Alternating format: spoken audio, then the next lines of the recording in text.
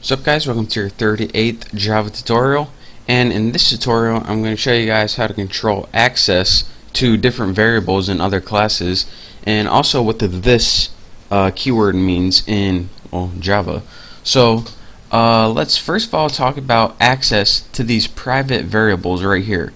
Now what private means is that these variables are private, meaning that only these methods have access to it. Only these methods in the same class, this tuna class, can use these variables. So what if we try to use these private variables in another class, like our apples one?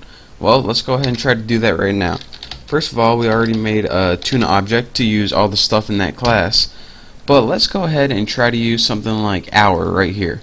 If we go ahead and try to use hour and change it to like another number, we get this little error right here, and if we were to run this, we'd get a compilation error, so I don't want to do that.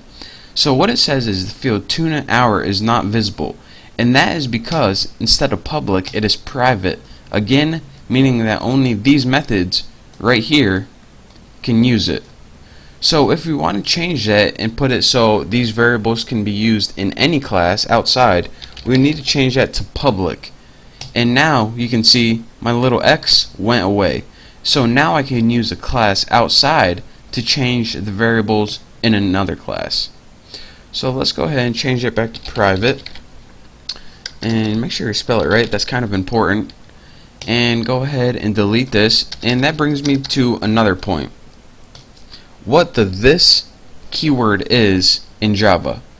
So what if you're saying that, alright, I got three variables in this class named hour, minute, and second, but also in my constructor, or this doesn't even matter, it can be a constructor or just another function, or excuse me, method.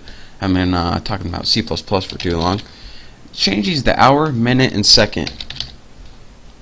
So now we probably need to change these too, don't you think? Minute and second. So what if we were to say that these variables in this method inside this class were the exact same as these variables right here? So in other words, if the constructor or any other method uses names or variables identical to instance variables, then when you run the program, what's it going to do? Well, let's go ahead and see right now. I guess we don't need this anymore, but we'll keep it anyways. Let's go ahead and run this, and as you can see, we get 1 2 3 1 2 3, and then we set the time, which doesn't matter anymore. Then we get 1 2 3 1 2 3. So my point is this: anytime you have the same variables in a method or a constructor, which are the same thing, Java looks to these variables, the local variables, instead of these right here.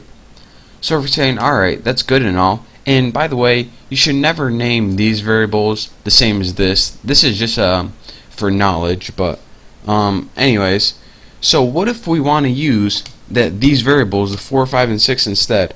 Well, if a method contains a local variable with the same name as the field names right here, then the method is always going to look at the local variables instead. It's always going to look at these instead. And that is, there is only one way to kind of overpower this, and that is to use the this reference to refer to these variables instead.